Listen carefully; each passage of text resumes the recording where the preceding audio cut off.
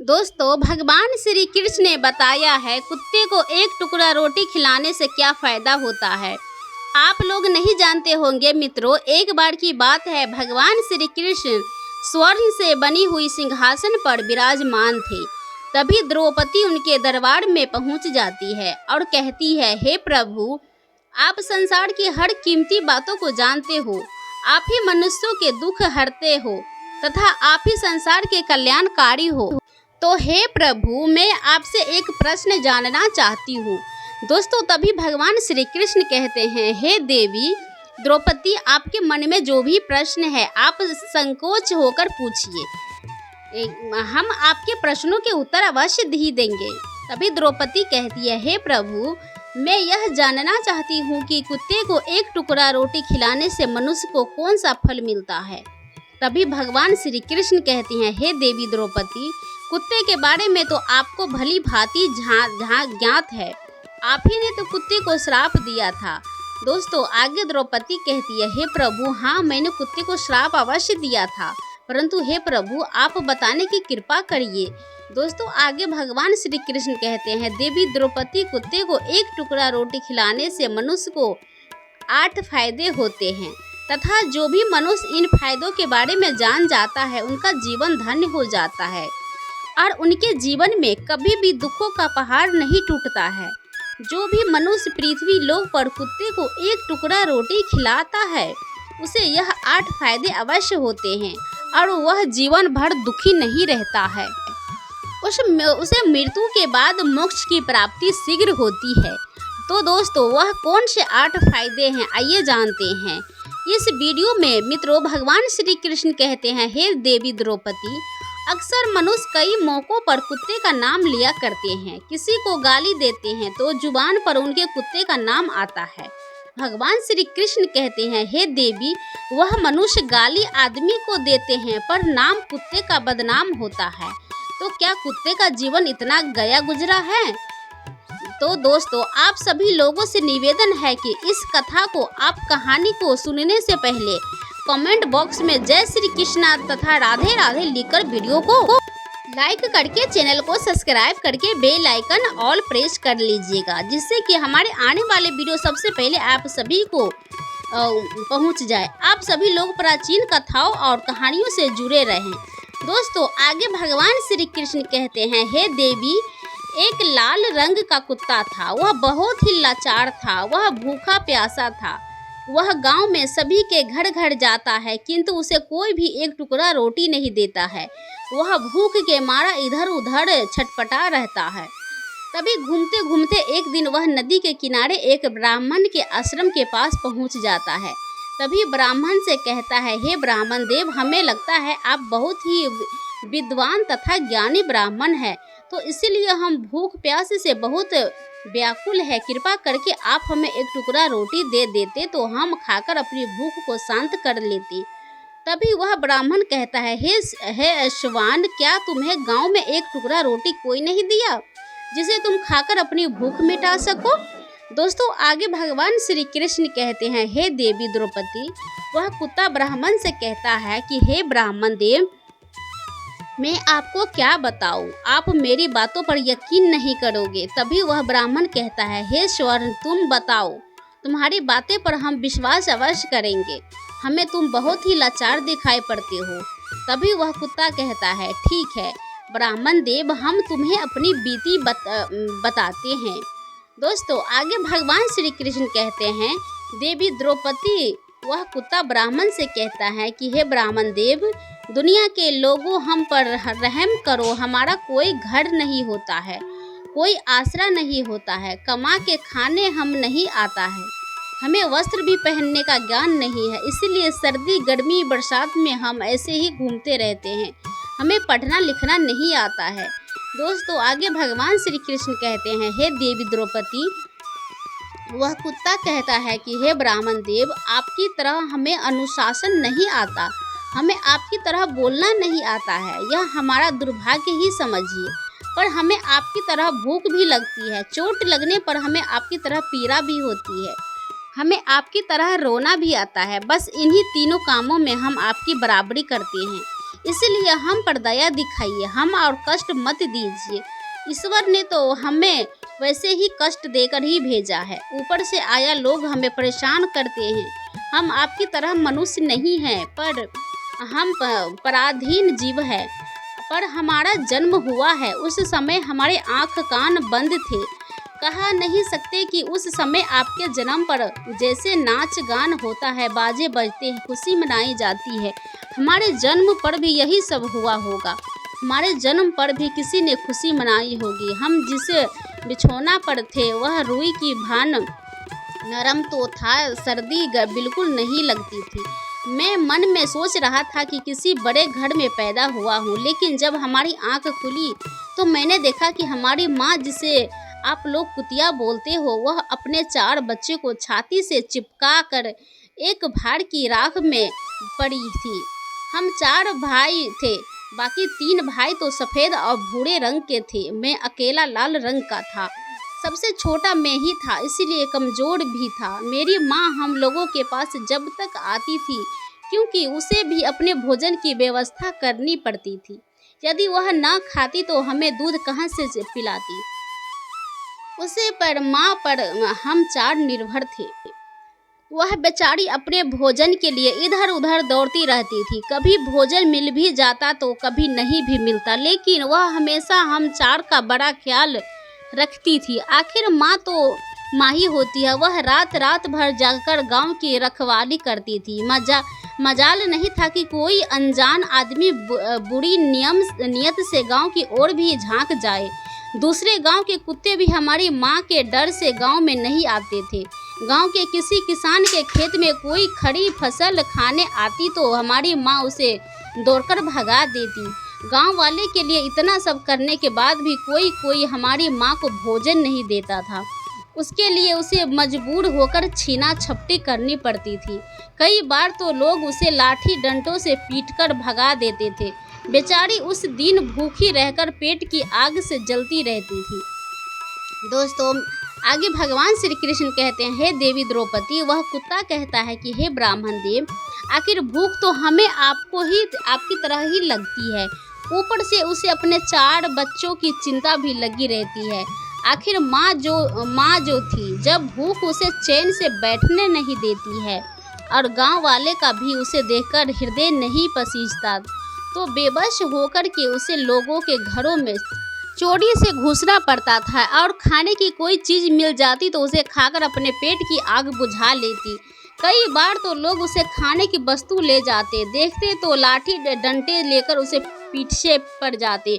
कुछ निर्दयी लोग तो कई बार उसे घर के अंदर बंद करके पीटते थे, हमारी माँ का बुरा हाल कर देते थे। दोस्तों, फिर वह कुत्ता ब्राह्मण से कहता है, हे ब्राह्मण देव, हमारी माँ ने क्या बिगाड़ा था?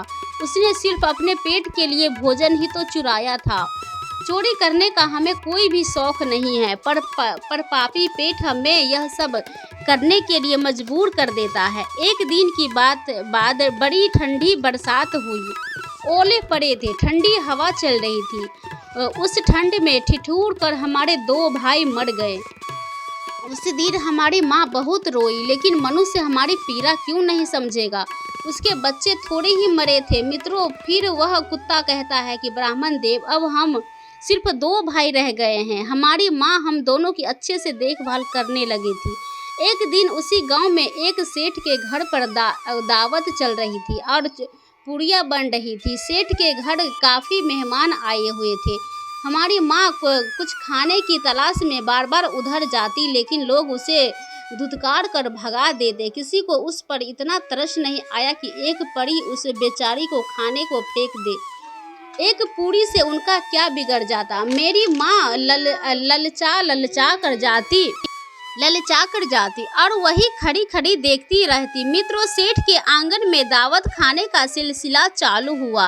भोजन परोसा जाने लगा। मेरी माँ भी वही जाकर पूंछ हिलाने लगी। खाना परोसने वाला आदमी जब किसी काम से भीतर गया तो मेरी माँ दबे पांव पूरी लेने को चल पड़ी। फिर धत धत की आवाज़ होने लगी। चारों ओर से लोग चिल्ला कर ऐसे भागे, मेरी माँ वह चीख पुकार सुनकर घबरा गई। 2-3 आदमी डंडे लेकर उसके पीछे बड़ी बेरहमी से दौड़े। मेरी माँ वहाँ से घबरा कर भागी। मगर उसे वहां से निकलने का कोई रास्ता नहीं मिला, क्योंकि सामने से लोग डंडे लेकर आ रहे थे। तभी मेरी माँ वहां पर जो लोग भोजन कर रहे थे उनको नांग कर निकल गई। मित्रों, आगे वह कुत्ता कहता है कि ब्राह्मण देव, मेरी माँ अपने निकलने पर इतनी हैरान नहीं थी जितनी कि उन लोगों को देखकर हुई थी जो वहां पर दावत खा रहे थे। वो सब उठकर खड़े हो गए। उन्होंने भोजन करना छोड़ दिया और कहने लगे कि कुत्ते के नाग जाने के कारण भोजन भ्रष्ट हो गया है। सब एक दूसरे के विचार कर रहे थे कि अब क्या किया जाए, खाना तो सब खराब हो गया। बेचारा वह सेठ फूट फूट कर रोने लगा। कुछ लोग तो यह भी कह रहे थे कि भाई, कुतिया के नांगने से भोजन खराब कैसे हो गया, उसने खाने में या पतलों में मुंह थोड़ी ही न डाला है, सिर्फ ऊपर से निकल ही तो गया है। और कहने लगे, शहरों में तो लोग कुत्ते को पालकर घर के अंदर सुलाते भी हैं और खिलाते भी हैं, तो इसमें कोई बुरी बात नहीं है। अगर कुतिया नांग गई है तो भोजन खराब नहीं हुआ है। लेकिन उनसे कुछ लोग बड़े घरों से ताल्लुक रखते थे, उन्होंने एक भी नहीं चलने दी। कह रहे थे कि भोजन तो भ्रष्ट हो गया, यह हमारे खाने की लायक नहीं है। आखिरकार उन्हीं की बात मानी गई। अब तो वह सारा भोजन गरीबों में बांट दिया गया। उस दिन में मेरी माँ को खूब पेट भर के खाना मिला था। ऐसा खुश उसने जीवन में कभी नहीं पाया था। लेकिन वह सुख उसके लिए बड़ी मुसीबत बन गया। वह भोजन करके वहाँ आराम से लेटी थी, लेकिन उतने में ही वह सेठ डंडा लेकर आ पहुंचा और उसे बुरी तरह से पीटने लगा। उसे बाहर से भगाने का भी कोई अवसर नहीं मिल पाया। डंडों से चोट से वह बुरी तरह चिल्लाने लगी। माँ का विलाप सुनकर पत्थर भी पसीज जाता, पर उस निर्दयी को उस पर जरा सा भी रहम नहीं आया। वह उसे कठोरता पूर्वक पीटता रहा। माँ का वह आह शोर पूरे गांव में सुनाई दे रहा था। तब कुछ लोग आए और उसे समझाकर बोले, भाई जाने दो, भूख में तो आदमी भी बुद्धि भ्रष्ट हो जाती है। वह तो एक पशु है, उसे अच्छे बुरे का क्या ज्ञान। अब उसे मारकर आपको क्या मिलेगा, जो होना था वो हो गया। लोगों के समझाने के बाद उसने हमारी माँ को पीटना बंद कर दिया। माँ ने आकर सारी कहानी हम दोनों भाइयों को सुनाई। हमने सोचा कि कितना कष्ट भरा है हम कुत्तों का जीवन। आदमी एक रोटी के टुकड़े के बदले में एक चोट के जितना पीटता है। धिक्कार है ऐसे लोगों पर जो हमें लोगों को पीड़ा को नहीं समझते हैं। दोस्तों, आगे भगवान श्री कृष्ण कहते हैं कि देवी, वह कुत्ता कहता है कि ब्राह्मण देव, एक दिन की बात है, एक बाहर का मुसाफिर आकर ठहरा हुआ था। उसने अपने भोजन के लिए एक जगह चूल्हा बनाया था और उस पर दाल बनाने के लिए रख दी। उसके बाद आटा गूंथ कर रख दिया। वह वहीं पास में कुएं पर पानी लेने चला गया। उधर कहीं से मेरी माँ भी घूमती हुई वहीं पहुँच गई। उसने गूंथे हुए आटे को रखा देखा तो सोचा कि शायद इस आटे का कोई मालिक नहीं है। यही सोचकर वह उस आटे को खाने लगी। उधर राहगीर ने कुएं के पास से देखा कि उसका आटा एक कुतिया ने खा लिया है, तो वह बड़ा दुखी हुआ। वह बेचारा माथे पर हाथ धरकर रोने लगा, क्योंकि वह भी 2-3 दिन का भूखा और थका हुआ था। कुछ लोगों ने उसे कहा कि अरे भाई, इसने तुम्हारा भी आटा बिगाड़ दिया। कल तो इसने सेठ की पूरी रसोई की बिगाड़ करके रख दी। मुसाफिर दुखी होता हुआ बोला, भाई मुझे क्या मालूम था कि यह दुष्ट कुतिया मेरे आटे को घाई लगाने के लिए घात लगाए हैं बैठी हुई है। मुसाफिर ने आ न देखा ता देखा, लाठी लेकर कुतिया के ऊपर टूट पड़ा। माँ उस आटे को ठीक से खाई भी नहीं पाई थी, उससे उस पर लाठी बरस गई। महीनों तक मेरी माँ लंगड़ा हुई घूमती रही। तब उस दिन समझ में आ गया कि आदमी कितना खुदगर्ज है। हम उसका कोई कार्य करते हैं तो भी वह हमें नहीं समझता। मित्रों, आगे वह कुत्ता कहता है कि हे ब्राह्मण देव, हमारी कमी यह है कि हम उन्हीं मतलबी इंसानों के अधीन रहना चाहते हैं। हमें कष्ट देता है, जो हमें प्यार से खिलाता है, हम उसके कितने काम आते हैं यह उन्हें नहीं पता। उसके घर की रखवाली तो करते ही हैं, साथ ही साथ और भी बहुत सारे लाभ हैं जिन्होंने मनुष्य नहीं जानता। आगे भगवान श्री कृष्ण कहते हैं कि हे देवी, द्रौपदी, यदि मनुष्य कुत्ते को रोटी खिलाने के फायदे जान जाए तो बहुत से अपने जीवन में होने वाले नुकसान से बच सकता है। आज मैं आपको बताऊंगा कि कुत्ते को रोटी खिलाने से 8 फायदे। मनुष्य को पता नहीं है कि जब भी घर में रोटी बनाई जाती है तो सबसे पहले रोटी गौ माता की होती है और पिछली रोटी कुत्ते की होती है। भगवान श्री कृष्ण कहते हैं कि हे देवी, ऐसा ही हमने विधान बनाया था कि लेकिन भगवान की बनाए उस विधान को भूलकर मनुष्य अगली और पिछली रोटी स्वयं ही खा जाता है। उसका प्रभाव उसके जीवन पर बहुत बुरा पड़ता है। कुत्ता वह प्राणी है जिसको रोटी खिलाने से मनुष्य के जीवन में पड़ने वाले ग्रहों से दोष भी दूर हो जाते हैं। मित्रों, फिर भगवान श्री कृष्ण कहते हैं कि हे देवी, पहला फायदा कुत्ते को रोटी खिलाने का यह है कि कुत्ते को रोटी खिलाने से शनि का नकारात्मक प्रभाव कम हो जाता है। शनि का ग्रह जब अपनी दृष्टि डालता है तो हम मनुष्य बर्बाद हो जाते हैं। जिस व्यक्ति पर उनकी महादशा का आरंभ हो जाता है ना, तो बनो बनाए काम अपने आप बिगड़ने लगते हैं। वह आर्थिक तंगी का शिकार हो जाता है। उस स्थिति में व्यक्ति यदि कुत्ते को रोटी खिलाता है तो उस पर क्षण का क्रूप भाव बहुत कम हो जाता है। मित्रों, नंबर 2, दूसरा फायदा यह है कि कुत्ते को रोटी खिलाने से भाग्य आपके पक्ष में हो जाता है और आपके घर के अंदर नकारात्मक शक्ति नष्ट हो जाती है। नंबर 3, कुत्ते को रोटी खिलाने से माता लक्ष्मी प्रसन्न हो जाती है और आपके घर में धन दौलत की कमी कभी नहीं रहती है। नंबर 4, कुत्ते को रोटी खिलाने से आपके ऊपर कर्ज नहीं चढ़ता है और जो पहले से आप कर्जदार है उसने भी मुक्ति मिल जाती है। नंबर 5, फायदा है कुत्ते को सुबह शाम भोजन देने से आपका व्यापार बहुत अच्छे से चलता है। नंबर 6, कुत्ते को रोटी देने से आपकी आयु में वृद्धि होती है और अटका हुआ धन वापस मिल जाता है। नंबर 7, कुत्ते को रोटी देने से हमेशा आपका स्वास्थ्य अच्छा बनता रहता है और मानसिक रूप से आप मजबूत रहते हैं। मन ऊर्जावान रहता है, अच्छे विचार आपके मन के अंदर आते हैं। नंबर 8, कुत्ते को रोटी खिलाने से भगवान प्रसन्न रहते हैं क्योंकि भगवान को समझ में जीवन समस्त प्राणियों की चिंता रहती है और जो समस्त जीवों पर दया दिखाता है भगवान भी उस मनुष्य से हमेशा प्रसन्न रहते हैं। भगवान श्री कृष्ण कहते हैं कृपा सदैव उस पर परिवार पर बनी रहती है।